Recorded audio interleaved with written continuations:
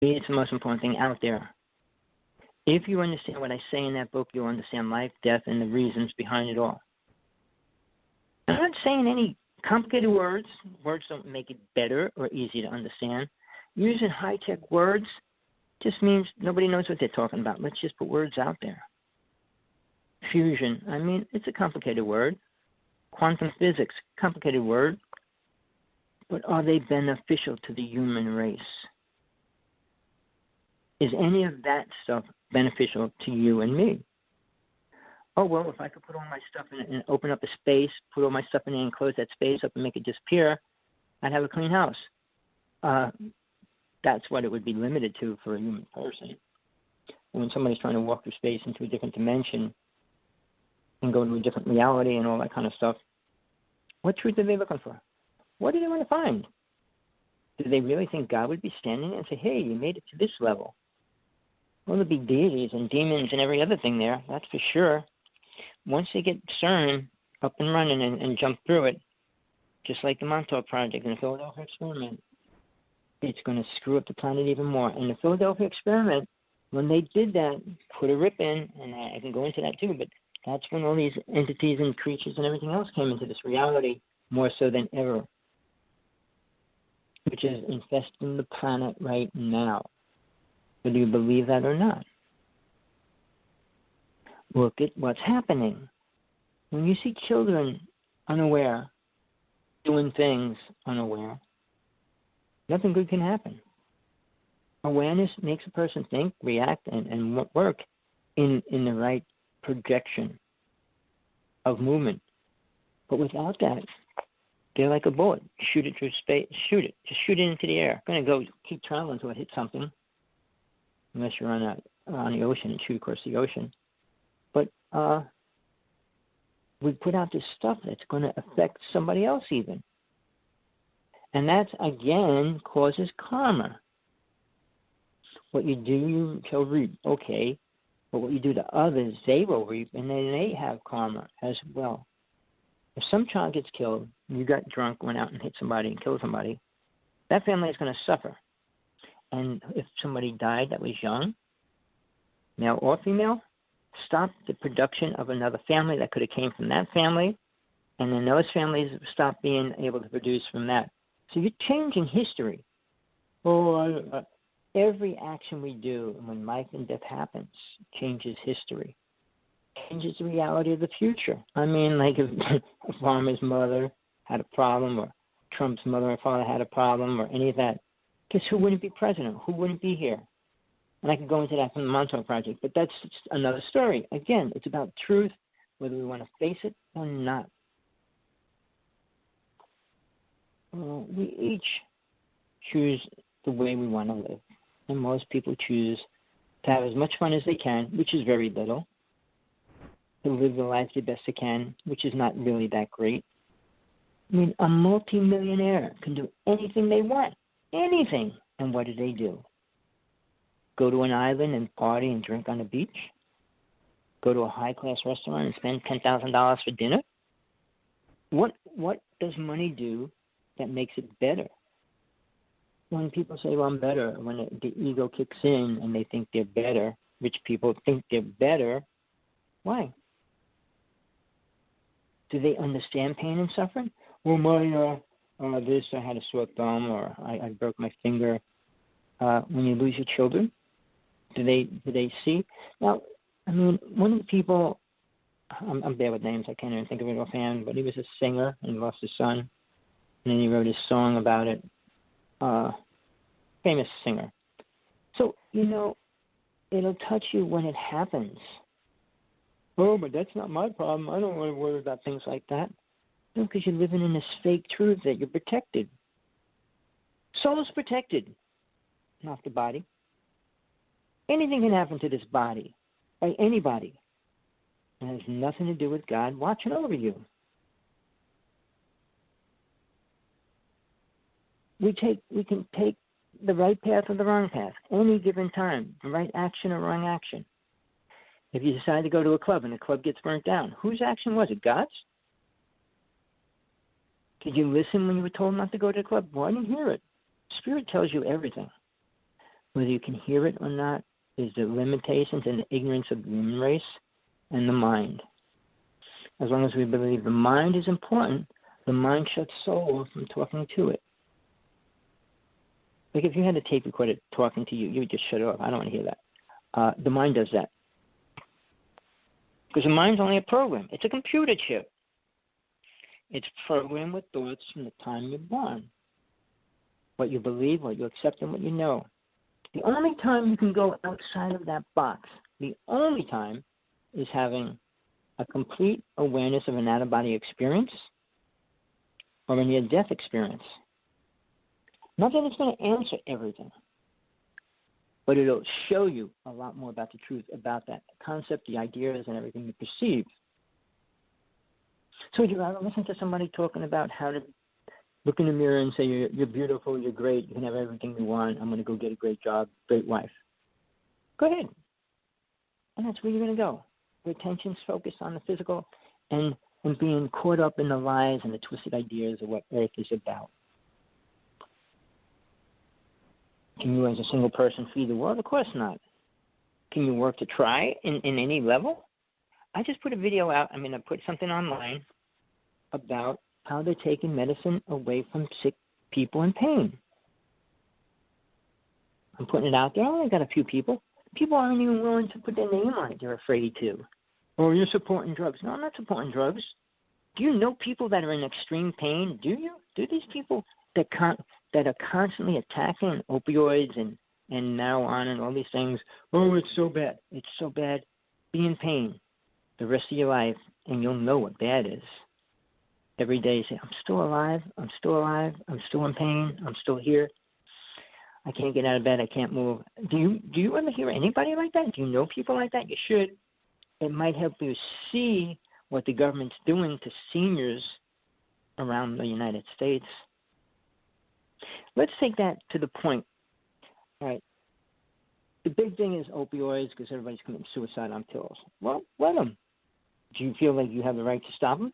You take away their medicine. Here's something, people, please tell people to listen to this show because they might learn something again. Do you know more people in the United States that die and commit suicide use a gun? The largest number of deaths are with a gun, not with just using opioids and everything else. When a person commits suicide, they want something fast.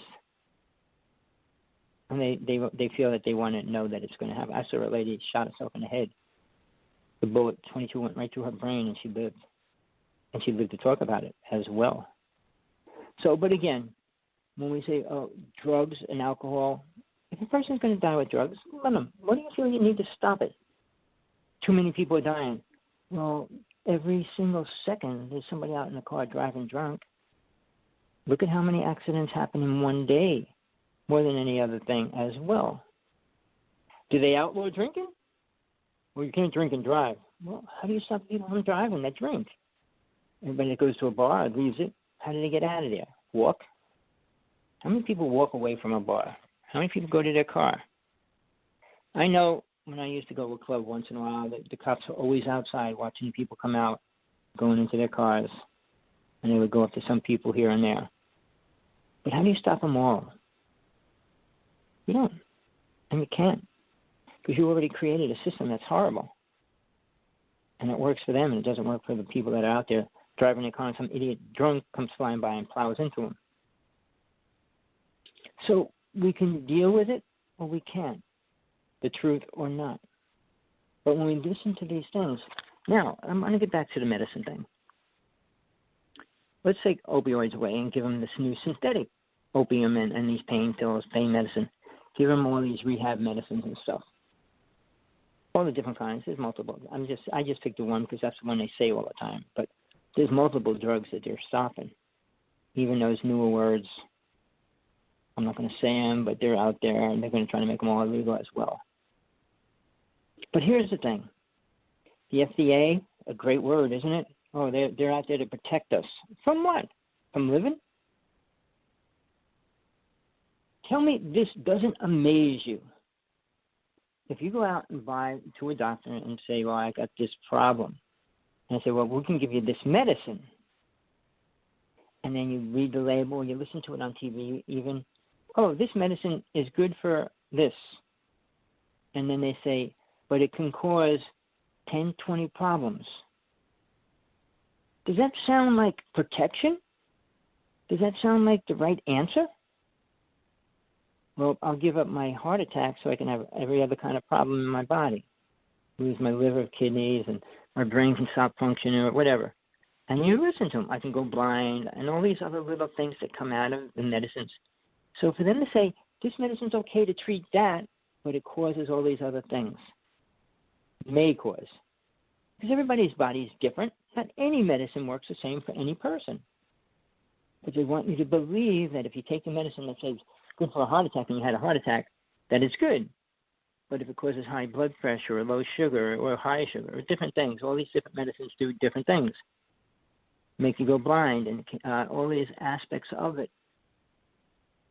Does that sound like protection for people? The only thing it sounds like is a way to make money. The cure for hepatitis C, which two people I know personally took it and got rid of their hepatitis C. Except the price. It's only $70,000. Only. Imagine that. You could buy a house for that money. And if people had to pay it in cash, guess what? They would die. Or serve out the term of the sickness and what it does. So, how do we okay FDA? And when we talk about organic, another synthetic, mystical word, there's no such thing. Well, we feed them, we don't put poisons on it. Well, if you allow your product to touch the air, actually touch the air, it gets infected. The sun helps, but chemtrails help, and all those little things affect it. The air that travels around the planet's becoming toxic. So inside, it was grown inside, but it's put outside to get it somewhere, isn't it? Usually in some kind of basket container or something like that. But it's exposed here and there. And then when like an organic company that produces something like almond milk, they're recalling it in the United States, whole different sections, because they put real milk in it. How do you sell almond milk and put real milk in it? What kind of thinking is in people? We're talking about a company making tons of money. We can go into Monsanto, the company, how they're taking over all our food, contaminating everything you eat. They took the corn over, they took the wheat over, they're taking a couple other things over. So that means everything that has corn in it is already programmed with a certain toxic within it. Talk about the world. We talk about peace, love, and truth. And do you want the truth? Oh, no, that's just too depressing. Well, do you drink every night or a couple of times a night? Oh, sure. I said, well, aren't you depressed because you're drinking? Oh, no, I just want to relax. Just want to relax. Why you're uptight?